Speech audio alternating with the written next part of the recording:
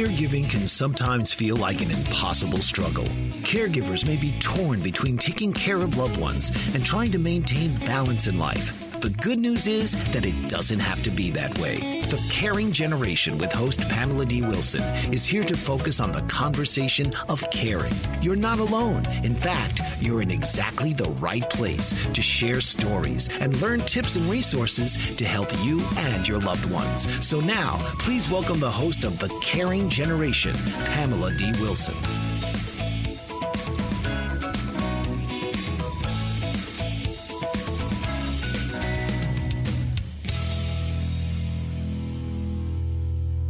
This is Pamela D. Wilson, caregiving expert. I'm your host. You're listening to the Caring Generation radio program, coming to you live from the BBM Global Network, Channel 100, and TuneIn Radio. The Caring Generation focuses on the conversation of caring, giving us permission to talk and laugh. We must be able to laugh about aging, the challenges of caregiving, health, well-being, work, life, family balance, and everything in between. All the important things we should know about life.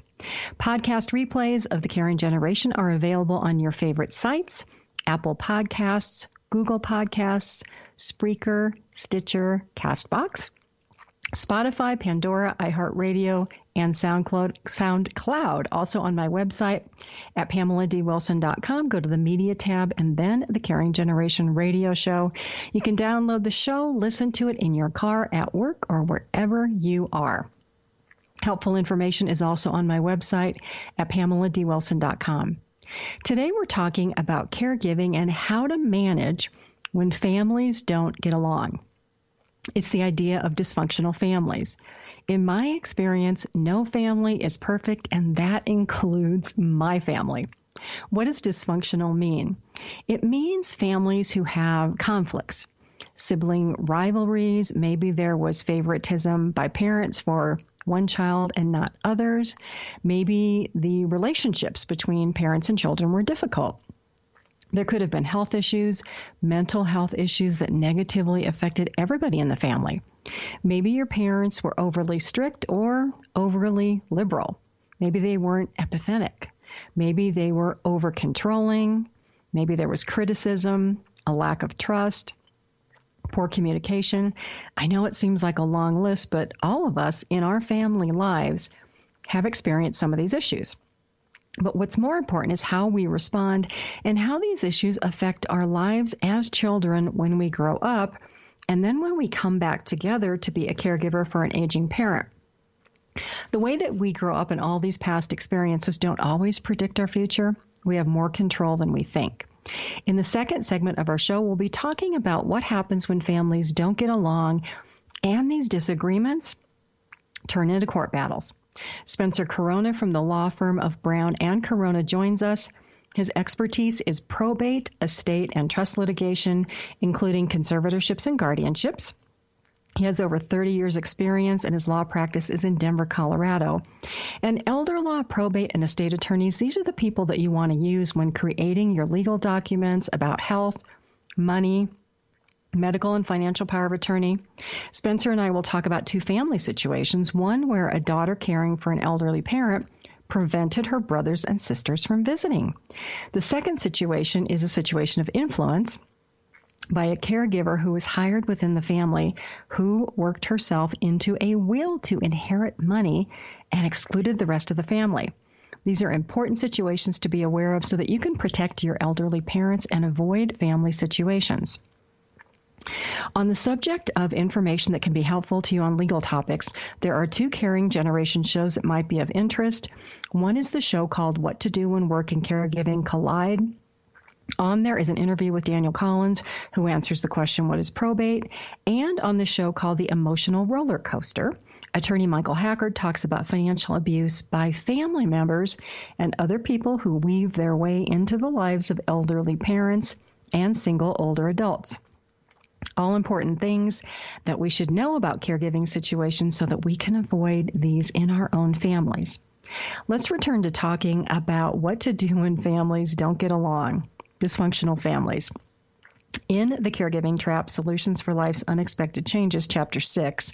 It's called Family Ties. I talk about family relationships, and this is actually a book that I've written. More information is on my website. You can go to the library tab and select book. In my family, there were 6 children. I was the baby and the one who became the trustee for the estate of my parents when they passed away more than 20 years ago. If you had a conversation with me and my brothers and sisters about what we all thought about my parents, you would receive 6 very different stories. Here's why. There were 17 years between my oldest brother and me. Many of you probably have a similar situation in your family. If you think about how our parents might change over 17 years of the births of children, and then add another 18 to 20 years of raising children, the difference in that time period, in those life circumstances, it can be very different, meaning that every child that comes along that's born has a different experience of mom and dad because where mom and dad are in their lives. These early relationships with our parents really form the relationship that we have growing up and later in life when we become a caregiver for an elderly parent. Let's talk for a moment about how living in these not so good family situations, when families don't get along, affect us as children, because some of these effects can be long lasting. We might be socially isolated as children, or we might be lonely because of low self-esteem if our parents are critical. They might be controlling or negative. Maybe they have substance abuse issues. We also might become extremely self-critical if we have parents who are perfectionists, who expect us to exceed normal behavior, like having to have straight A's on a report card or excelling as an athlete. Maybe they want you to learn how to play a musical instrument or do some other type of activity. How many of you had this going on in your families? It's okay to talk about it. There's no reason to feel embarrassed. Having a family that doesn't get along is really more common than we think. These families, we don't communicate very well. And so what happens is, as we grow up, it's more difficult for us to experience our thoughts or our feelings and to communicate. Also, being in that type of family can make it difficult to be compassionate or empathetic of others, especially if our parents didn't show us compassion and empathy. We might avoid conflict and have difficulty listening to opinions that don't match our own if our parents didn't listen to us. We may not be a team player or understand the idea of working together for mutual benefits. Even with all of these challenges, it doesn't mean that we can't overcome these issues in our life. I believe that it's really not up to us to blame family situations. We have the power to learn, to change, and to control our daily lives and our futures. More about what to do when families don't get along in the second half of the show. Coming up after the break, what to do when someone in the family or somebody outside of the family is harming an elderly parent or a loved one. Spencer Crona of the law firm Brown Crona joins us. We're going to talk about family situations that actually lead to court, but they really don't have to. You can check out Spencer's website at www.brownandcorona.com, or his office is 303-339-3750. You can check out that for more information. Please share The Caring Generation and all of the past podcasts. They are on my website at PamelaDWilson.com. Share them with everybody you know, including the Human Resources Department at your company who may be interested in caregiver support programs for your coworkers and all of your employees. You're listening to the Caring Generation radio show, coming to you live from the BBM Global Network, Channel 100 and TuneIn Radio. Stay with me. We'll be right back after this break.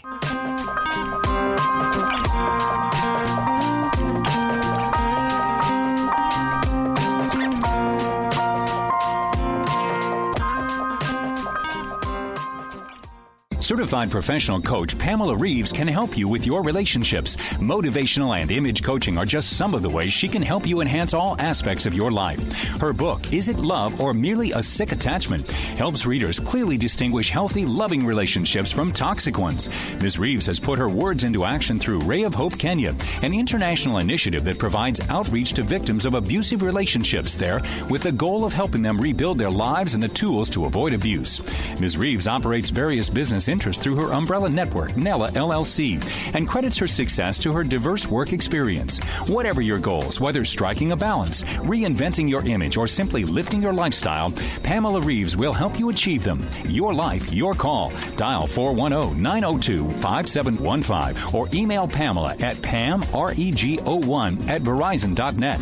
She's also on the web at pamreeves.com and on Twitter at Pamela_Reeves. Dr. RC will share extraordinary resources and services that promote educational success, as well as making a difference in the lives of all social workers, as well as the lives of children, adolescents, and teens of today. She will have open discussions addressing many of the issues that we face about our youth and how being employed in the uniquely skilled profession of social work for over 18 years has taught invaluable lessons through her personal experiences. She will also provide real-life facts, examples, and personal stories that will confirm that why serving as a child advocate is extremely beneficial when addressing the needs of the whole child. Listen live Saturdays, 10 a.m. Eastern on the BBM Global Network and TuneIn Radio as Dr. RC will provide thought-provoking information that will empower, encourage, and strengthen students, families, and communities across our nation. You can also visit her at soarwithkatie.com.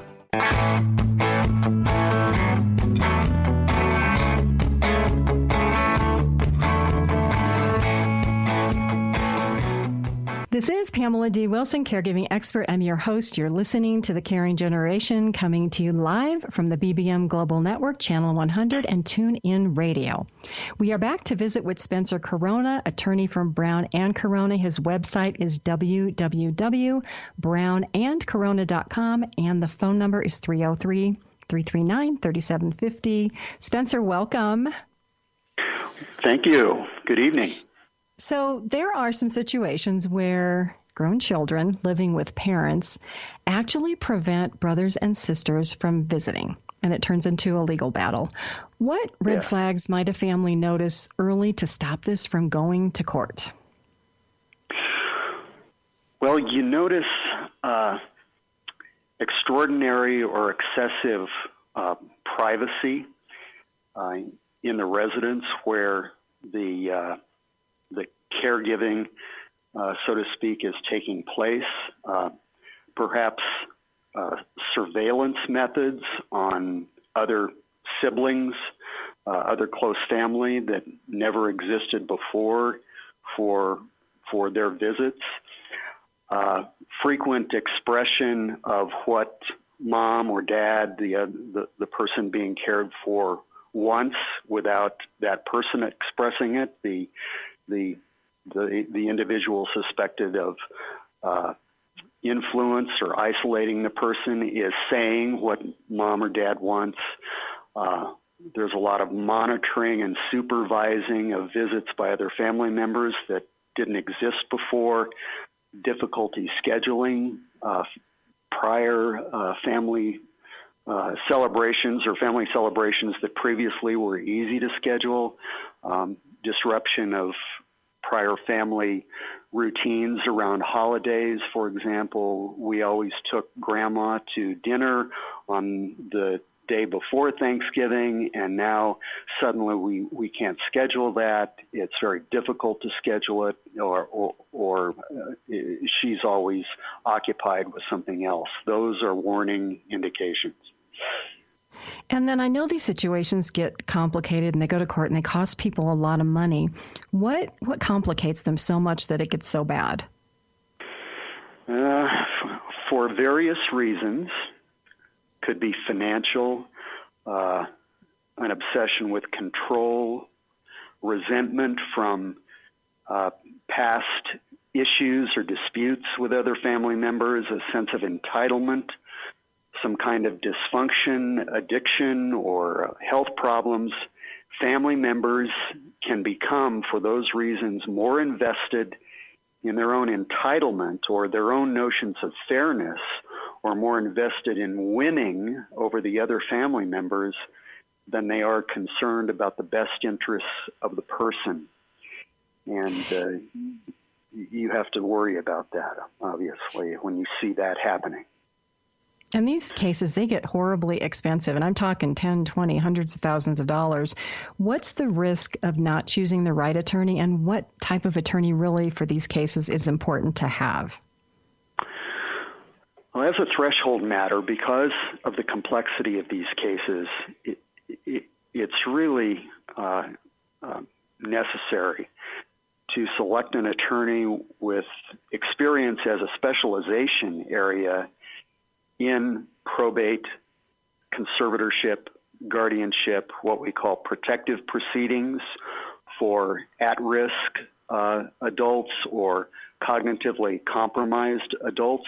So you need a specialist, first of all, but you also need to look for an attorney whose focus and objective will be the best interests of the person as well, rather than a cowboy who's really just in it to exacerbate litigation, increase fees, and go for the win rather than the best care and protection for the person.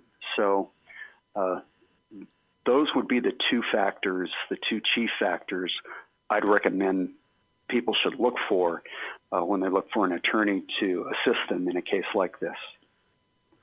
And this is a real case. So you mentioned that there was a guardian appointed in this case. How did that complicate it, and kind of what happened?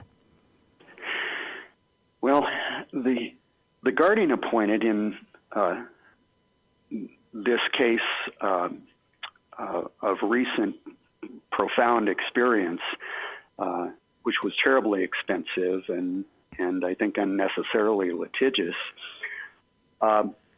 was more oriented toward making a personal judgment about who was right and who was wrong, and basing decision-making on ideological considerations rather than the good science about what works best in interacting with and protecting the person under guardianship. And so the guardian who initially was appointed really became an advocate in the case for one side of the case rather than an advocate for the person under guardianship, or more than an advocate for the person under guardianship. Of course, the representation was, I'm advocating for the person under guardianship, but that turned out to be advocacy for the undue influencer. So it's problematic when a guardian is more oriented toward ideological views and subjective assessments of the other people involved than what scientifically and logically will best protect the interests of the person under guardianship. So you need a good professional guardian, frankly, in situations like that, or someone who at least will be aware of, learn about, and act under the logical, scientific, up-to-date information about how to serve as a guardian. And there are pamphlets from the Bar Association as well for guidance about how to serve as a guardian, and educational programs through the courts as well. Yeah, that would definitely be beneficial for families. We are going to head out to a break. We will continue our conversation with Spencer Crona of Brown Crona. His website, again, is www.brownandcorona.com. Please share the Caring Generation with family, friends, coworkers, and everyone that you know so that we can all become more informed to avoid surprises about health, well-being, caring for ourselves and our loved ones. If you missed the Caring Generation, the podcast replays and other helpful information are on my website at PamelaDWilson.com. I'm Pamela D. Wilson, your host. You're listening live on the BBM Global Network, Channel 100, and TuneIn Radio. We'll be right back.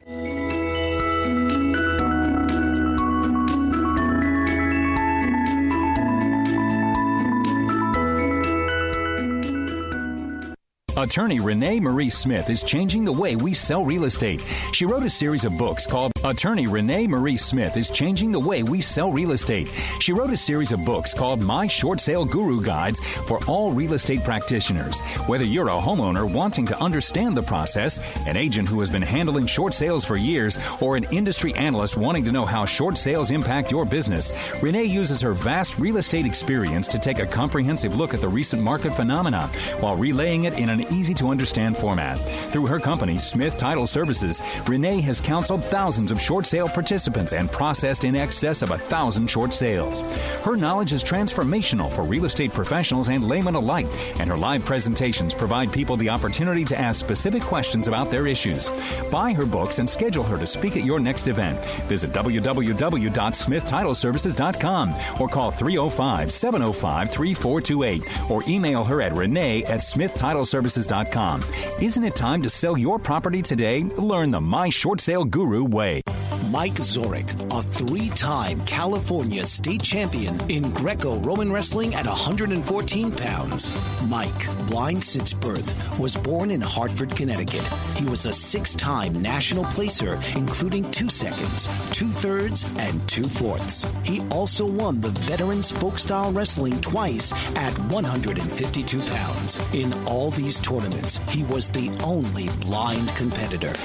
Nancy Zorek, a creative spirit whose talents have taken her to the stage and into galleries and exhibitions in several states. Her father, a commercial artist who shared his instruments with his daughter and helped her fine-tune her natural abilities, influenced her decision to follow in his footsteps. Ms. Zorek has enjoyed a fruitful career doing what she loves. Listen Saturday mornings at 12 Eastern for the Nancy and Mike Show for heartwarming stories and interesting talk on the BBM Global Network.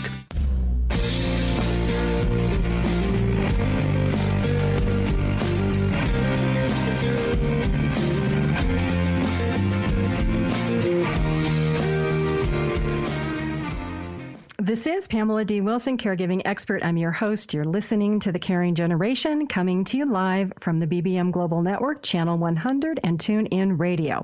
We're back to visit with Spencer Crona, attorney from Brown Crona. His website is www.brownandcorona.com, and you can call him at 303-339-3750. So, Spencer, let's talk about this bad caregiver case. There's a case where caregivers brought into the home feel entitled, write themselves into estate documents. Talk about that one. Yes, this involved an 85-year-old widower. He had served in World War II in an artillery unit in the Philippines and had lost his hearing, among a number of other health ailments. He had no children. His closest relatives were nieces from out of state who loved him and visited as often as they could, but they lived out of state. A private caregiver ended up assisting him in the home. This was someone who was found by a friend in the newspaper ads, and this private caregiver, the term we use is insinuated herself into this man's life. The process began with visiting for care, then more visiting to the point of really excessive visitation compared to what his needs were. Gradually, she became a live-in caregiver, then became a beneficiary of a portion of his estate through a new estate plan, and finally became a beneficiary of all of his principal assets through another revised estate plan. And after this gentleman passed away, of course, a will contest ensued, filed on behalf of the nieces who were the beneficiaries of the prior estate plan that had been prepared years before. So what steps can a family, what steps can these nieces, okay, what should they have done to make sure that his estate documents just couldn't have been changed by this caregiver? And I mean, it amazes me that she just got documents and had him sign them. Yes. Unfortunately, I think this happens with a lot of people. These nieces became concerned about what was happening, what they saw happening in the home, but by the time they took action, this man had been unduly influenced and really developed an attitude of resistance and hostility toward the nieces that they'd never seen before. He was always extraordinarily affectionate and kind toward them. But as a result of the influence from this caregiver, he developed this hostility toward them. They couldn't see him by the time they took action. So when you see these warning signs, if you're an agent under power of attorney already, before that power of attorney is changed, there are protective activities you can perform. You can arrange for an in-home evaluation by a professional who evaluates what's called placement, or the residential placement of the person, to see if it's appropriate. You can look into engaging an investigator. Once there's an estate plan, a new estate plan, when you learn about that, you really have to look at either a conservatorship, or an appointed conservator has authority to examine the estate plan and perhaps petition the court for revision where there's a problem with it, where it appears to be the product of undue influence. Or an agent under power of attorney can contact County Adult Protective Services with the County Department of Human Services, explain the situation, what has been observed about the caregiver, the apparent influence involved, the isolation of the person from prior visits with the family members, and then APS often will commence its own investigation to determine whether undue influence is occurring. And undue influence, by the way, does constitute exploitation under the Reporting Act and other laws protecting at-risk adults from exploitation and criminal victimization. So if you're a power of attorney agent, there's a lot you can do. If you're a family member without authority under a power of attorney, you can still report to APS. You can still ask for appointment of a conservator, still involve an investigator to try to find out what's going on in the home, still try for an evaluation for placement, although there might be a problem with access or authorization for access to the home and to the person. But any of these areas of intervention are worth exploring once you see those warning signs. Well, and I think the best intervention is to contact an elder law or probate or an estate planning attorney like you, so that you can help families with the situations, because I think sometimes they just feel so intimidated that they can't do anything. So I thank you so much for being on the show this evening. We are going to head out to another break. Coming up after this break, we are going to continue our conversation about what to do when families don't get along, but they do have to come together to care for elderly parents. There's that old saying that we can choose our friends, but we can't choose our family members. Helpful information for caregivers and aging adults are on my website at PamelaDWilson.com. There you will find my caregiving library, hundreds of useful articles, my online courses, and the podcast replays. I'm Pamela D. Wilson, your host. You're listening to The Caring Generation live on the BBM Global Network, Channel 100, and TuneIn Radio. Stay with me. We'll be right back.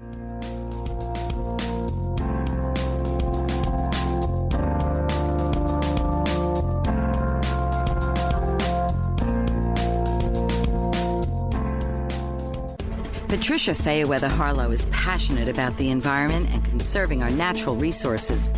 She's written a 5-part book series for all ages called Rock with Rodney and Party with Perky to Preserve Wildlife, which brings awareness through these vibrant characters on preserving and protecting our national parks and historic landmarks. Harlow has launched a campaign to mobilize green supporters in forming a united front against big oil, big coal, and the Keystone XL pipeline, and she addresses the controversial practice of fracking in books 4 and 5. She's determined to bring greater awareness to the dangers of drilling and running crude oil through pipelines that cut through pristine landscapes, and she empowers readers to take action in keeping America beautiful. To learn more about Patricia Fayeweather-Harlow and to purchase her books, visit www.patricia-fayeweather-harlow.com. That's FAYERWEATHER, and play your part in preserving the landscape that we all share and love. Author, radio show host, and coach John M. Hawkins reveals strategies to help gain perspective, build confidence, find clarity, achieve goals. John M. Hawkins' new book, Coached to Greatness, Unlock Your Full Potential with Limitless Growth, published by iUniverse. Hawkins reveals strategies to help readers accomplish more. He believes the book can coach them to greatness. Hawkins says that the best athletes get to the top of their sport with the help of coaches, mentors, and others. He shares guidance that helps readers reflect on what motivates them. We discover and assess their core values, philosophies, and competencies, find settings that allow them to be the most productive, and track their progress towards accomplishing goals. Listen to John Hawkins' My Strategy, Saturdays, 1 p.m. Eastern on the BBM Global Network and TuneIn Radio.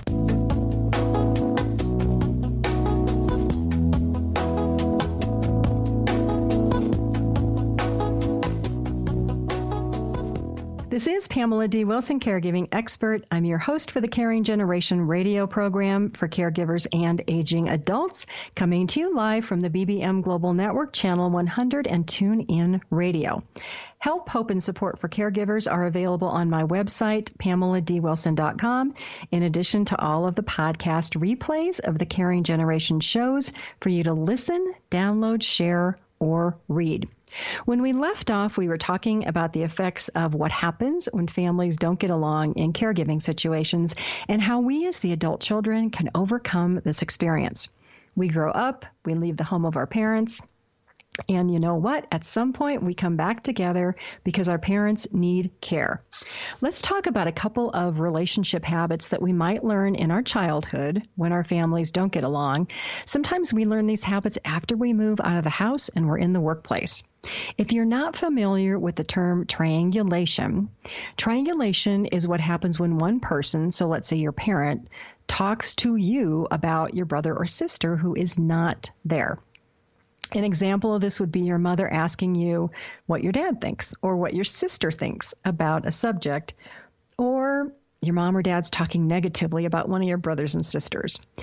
This type of communication also happens in the workplace. So it could be you having a conversation with somebody about a colleague who is not present. If you're doing that, you are triangulating. This type of conversation is harmful because you might be giving out inaccurate information about what another person said, did, or what they think. In these situations, the facts matter, and none of us want to be having someone else talking behind our back, which is what triangulation is. It's so much easier just to say, let's pick up the phone. Let's ask, John or Mary to join the conversation so that they can answer these questions. Mom, I'm not comfortable talking for my sister. If you want the answer to that question, let's just call her. That way you don't have to guess, and you don't put yourself in that bad situation of saying something that's going to cause even more problems. So another habit that happens in families that don't always get along, and I laugh because my sister was kind of this, it's the rescuer or it's the enabler. It's the person who wants everybody to get along and wants everybody to be happy and who goes out of his or her way to resolve problems. Sometimes this person will take on the responsibility for the emotions of another person, and that really results in boundary issues that we'll talk about in a minute. We are responsible for our own actions and life, positive or negative, So are our parents. The sooner that we realize this and stop blaming other people, then we have more control. I've worked with families where an elderly parent always had somebody else to blame. It was the boss at the workplace. It was one of the kids. It was the checker at the grocery store. The problem rarely was started by the parent. It was always somebody else. If we grew up in a family where our parents blamed everybody and blame was common, we might have picked up this bad habit. Placing blame on other people, it's a boundary issue. So let's talk about boundaries.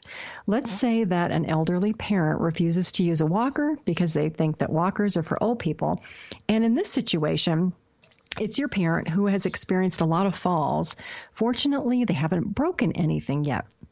The family doctor has ordered physical therapy and exercises to improve balance, to help your parent walk better, and to help them get stronger. Your parent starts, but then they say, oh, this is too hard. I'm just not going to do these. They start to use the walker, but then they stop. You as the caregiver want to have a boundary discussion with your parent about the risks of falling and being able to stay at home, because that's what most parents want to do. So the conversation you want to have is not being bossy or condescending, but something from love. The statistics about falls are shocking. 12% of elderly adults who live at home, fall and break a hip, die within a year. 20% of elderly adults who live in some type of community, let's say assisted living, they fall and break a hip, die within a year. 30%, the larger statistic, it's adults who live in a nursing home or people who are diagnosed with Alzheimer's or dementia. They fall and break a hip, they die within a year. These falls are serious. They're nothing to take for granted. So you would think, with this great risk of physical harm and consequences, doing physical therapy might be a good thing. So you talk to your parents about this, you talk about the consequences of falling. They may ignore you. The conversation may fall on deaf ears and you're panicking. But this refusal is where you can be proactive and set a boundary. The conversation can go like this. Mom or Dad, I hear that you don't want to do what the doctor's recommending. Don't want to do physical therapy, exercise, use your walker. If you have a fall and break a hip, I don't know that I can take care of you. The consequences might be that you have to move to assisted living or to a nursing home. I realize the choice is yours. You can do what you want, but have a backup plan for what might happen if you fall and if you have to leave, because I can't be that person who can take care of you. While that may sound like a really strong conversation to have with an elderly parent, you want to be informed and realistic about the consequences and very kind about them. Because what you don't want to have happen is that mom or dad falls and breaks a hip, they don't recover enough, they can't return home, and they blame you. This is where you don't want to accept the blame. You want to remind mom or dad that you did have a conversation and that you were concerned about them making a plan, how they were going to be cared for, who was going to pay for it, how this whole situation was going to work out, because you were so worried about them falling and not being able to stay in their home. This is the beginning of establishing an equal relationship with a parent who may have contributed to family issues all these years. It's never too early and it's never too late to start setting boundaries for elderly parents or for yourself. Caregivers are typically very bad at setting boundaries for themselves and saying no. It's been my experience for so many years. So if you have other boundary issues, if you have other questions with your parents about setting boundaries, there are other Caring Generation shows. All the podcast replays are on my website. It's PamelaDWilson.com. You go to the Caring Generation and you scroll down and you'll find the radio show there. You can also catch the podcast replays on Apple Podcasts, Google Podcasts, Spreaker, Pandora, iHeartRadio, all your favorite sites. You are listening to the Caring Generation live from the BBM Global Network, Channel 100 and TuneIn Radio. I'm Pamela D. Wilson, your host. Stay with me. We'll be right back.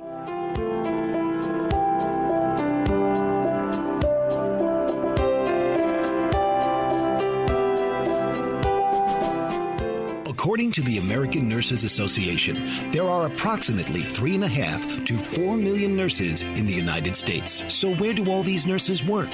What kind of roles do they have? What kind of education and training help to prepare them for so many different settings? What kind of impact do nurses have on patient outcomes? The World Health Organization has announced that 2020 will be the Year of the Nurse, honoring the 200th birth anniversary of Florence Nightingale. An international initiative called Nursing Now is underway to raise the profile of nursing. The National Academy of Medicine has convened a committee to create the Future of Nursing 2020 to 2030 that will focus on how the nursing profession can create a culture of health, reduce health disparities, and improve the health and well-being of the U.S. population. Learn more and join Joyce Batchelor on All About Nursing, Wednesdays from 7 to 8 p.m. Central Standard Time on the BBM Global Network. There are artists, and then there's Alice Asmar. This award-winning artist has spent her entire life devoted to her artistic pursuits and has had a lifelong fascination with American Indians of the southwestern United States. Her book, Dance to the Great Spirit, showcases her drawings and paintings inspired by sacred rituals of the Pueblo Indians, and 4 of her lithographs are in permanent collection at the National Museum of American History in the Smithsonian Institution in Washington, D.C. She is one of 4 artists in the United States to win a Woolley Fellowship for study in Paris at l'École des Beaux-Arts and has been featured in numerous publications. She's exhibited at the world's most prestigious museums and galleries and recently won a 20-year service award from the Burbank City Council and the inaugural art competition of the Foundation of the United States in Paris. Visit www.asmarart.com, www.aliceasmarinternational.com, and email Alice at aliceasmar@aol.com.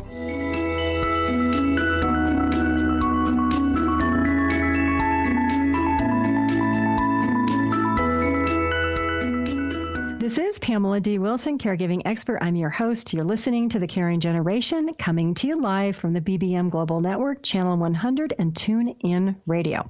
We're back to continue our conversation about what to do when families don't get along, including your brothers and sisters that don't get along and parents who complain.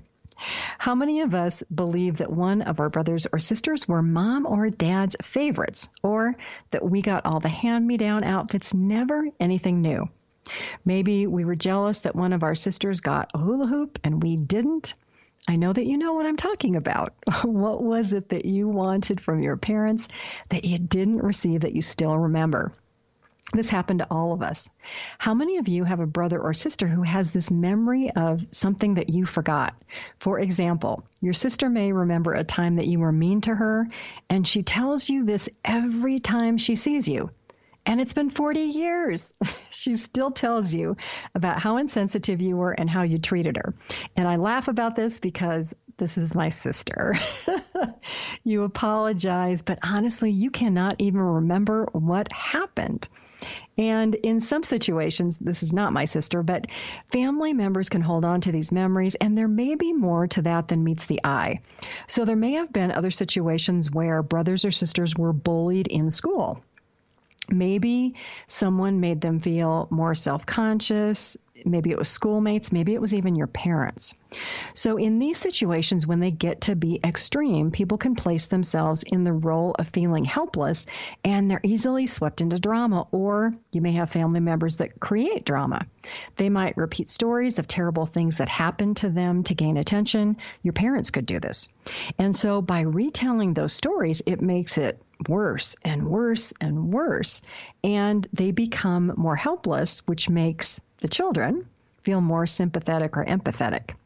When an elderly parent takes this poor me attitude and makes situations or issues larger than life, you might be responding to that parent who feels traumatized or like a victim. In these situations, the warning sign is your elderly parent or family member, they refuse to think differently or consider a different perspective. They just want to stay in that place of trauma and never make any changes, and they continue to complain. Caregivers can also fall into that trap of, oh, poor me. So the question is, how do we help our elderly parents, other family members, and ourselves from feeling so hopeless? We stop saying things like, oh, you make me feel bad, you're doing this to me, Instead, we say, I feel bad when you say those things. That shifts the conversation from blaming somebody else to our taking responsibility for our feelings. And I know so much easier said than done, especially if we're the one that feels helpless. We may think that if we say something, we're going to hurt someone else's feelings. We're the only ones who can take those steps to change the situation, especially when all of this family conflict exists.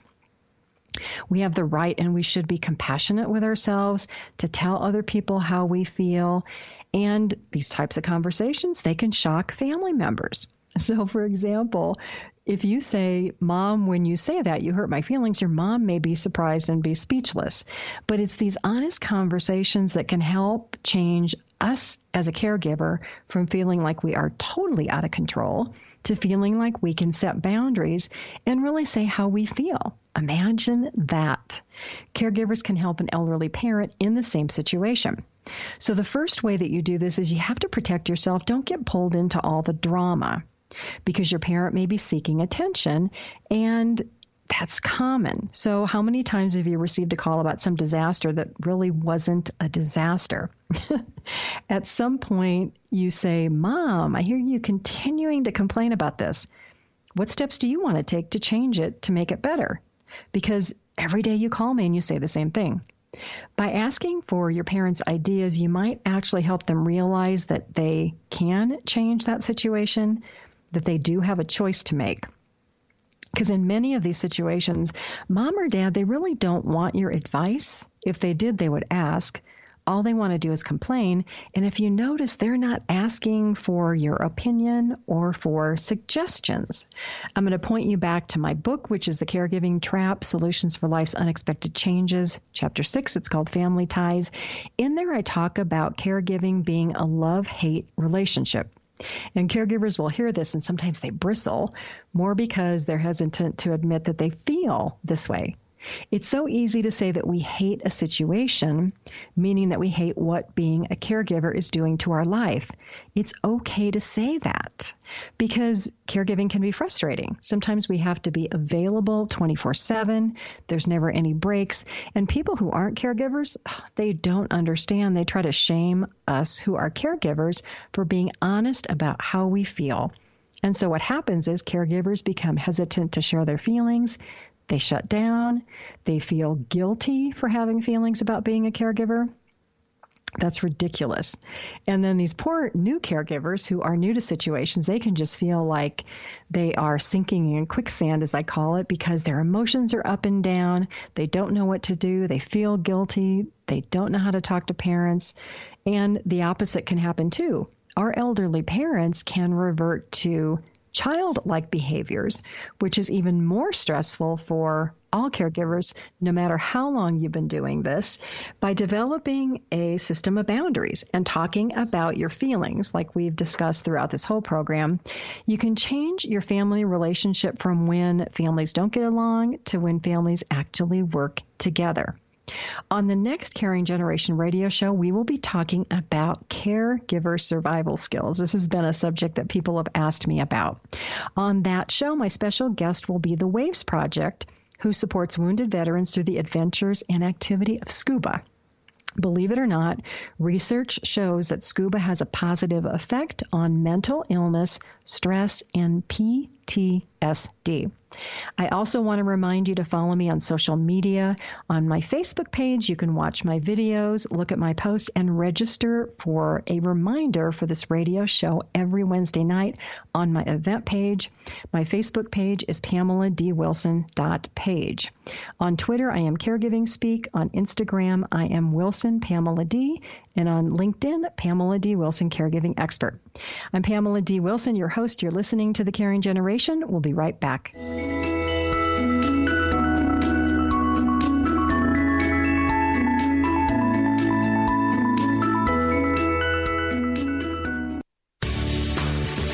Tune into It's All About You with host Dr. Martha Latz, a lively weekly broadcast on BBM Global Network.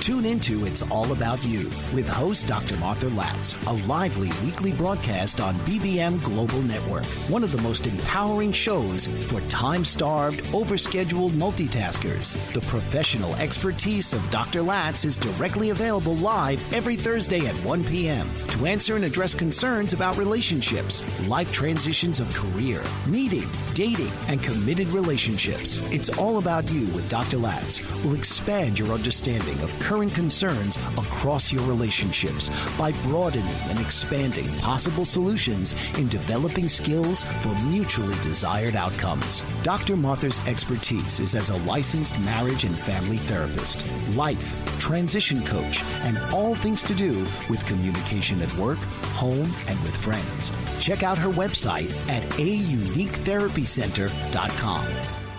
Introducing BetterHomeAndGarden.com. That's www.betterhomeandgarden.com with just the letter N in Better Home and Garden. BetterHomeAndGarden.com offers you the highest quality products on the market that are environmentally safe and effective, and to make them available to you at the lowest possible prices. BetterHomeAndGarden.com understands that kind of creativity and do-it-yourself attitude. Thus, we developed our website, BetterHomeAndGarden.com. BetterHomeAndGarden.com offers you the following products right online: bath, bedding, collectibles, craft, sewing and hobby, food and beverage, furniture, home decor, kitchen and dining, lamps and lighting, large appliances, musical instruments, outdoor cooking, patio items, pet supplies, plant and garden, rug and floor coverings, small appliances, travel and luggage, and so much more. Better Home and Garden is an online retailer offering a wide variety of high-quality brand-name merchandise at discount prices. Our service is personal and we aim to please. Visit us at www.betterhomeandgarden.com. Make your home your own.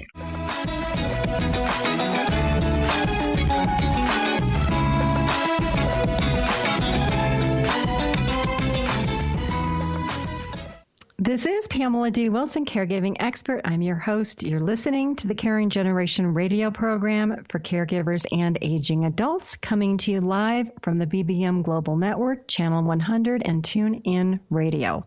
Please share the Caring Generation with everyone you know. Helpful information for caregivers and aging adults is also on my website at PamelaDWilson.com. We're back talking about how to create happy family caregiving situations. It is possible to improve and change situations that happened in our families long ago when we were children to make these family relationships and caring for elderly parents so much smoother today. Caring for elderly parents does take a plan. It benefits from a plan because constantly responding to unexpected situations, it makes us worry and more stressful. No caregiver can survive for a long period of time in situations where families disagree, there's conflict, elderly parents, their health is failing. Caregivers need support from others, and making a plan can help that. So I want to return to talking about information in my book, The Caregiving Trap: Solutions for Life's Unexpected Changes. There's a quote in the book. It's from Lewis Carroll from Alice in Wonderland that you may have heard. And it says, any road will get you there if you don't know where you're going. This is the main reason that caregiving can be less stressful if you pick the right road, if you make a plan for where you are going, and if you know where you want to go. I call this creating a caregiving roadmap.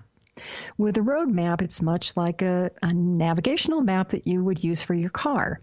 We want to think about how the caregiving situation has changed, what things might happen, and then how to talk to our family members, our parents, our brothers and sisters, about how we are going to care for our parents when they need more and more care, because unfortunately, that is the likelihood of what's going to happen. So if your family hasn't been good at communicating, you might struggle here until you find the right approach. Some of your family members may be in total denial. They may not want to even talk about this at all. You might hear things like, that's never going to happen, or Mom and Dad are fine. What are you talking about? These responses result from shock and denial. And the reason is none of us want to admit that our parents are going to pass away and leave us behind. Family members might be fearful of talking about the consequences of health declines or health needs of a parent. These are very difficult and uncomfortable discussions. And if your parents took care of their parents, they might be fearful of what might happen to them. But not talking about the care needs, it won't avoid the inevitable. So while these conversations may not be pleasant or comfortable, there are benefits and comfort about discussing these things before they happen instead of reacting in a crisis after some disaster happens. It's easier to talk logically and think rationally when you're not in the middle of any type of a drama. So as the main caregiver, it's up to you to start these conversations, not once, but multiple times to help everybody in the family talk about care for elderly parents. For all of you caregivers out there, including the professional caregivers, family caregivers, whether you are a doctor, a nurse, you work in a care community, nursing homes, medical offices. If nobody's told you thank you this week, I am saying thanks, and I'm telling you that you are appreciated. I'm Pamela D. Wilson, caregiving expert. I'm your host. Thank you for joining me on the Caring Generation radio program for caregivers and aging adults. Our next show is going to be all about managing caregiving crisis and having a caregiving emergency plan, caregiving survival tips. I look forward to being with you again next Wednesday. God bless you all. Sleep well tonight and have a fabulous day tomorrow. Until I talk to you next week, take care. Tune in each week for The Caring Generation with host Pamela D. Wilson. Come join the conversation and see how Pamela can provide solutions and peace of mind for everyone. Here on Pamela D. Wilson's The Caring Generation.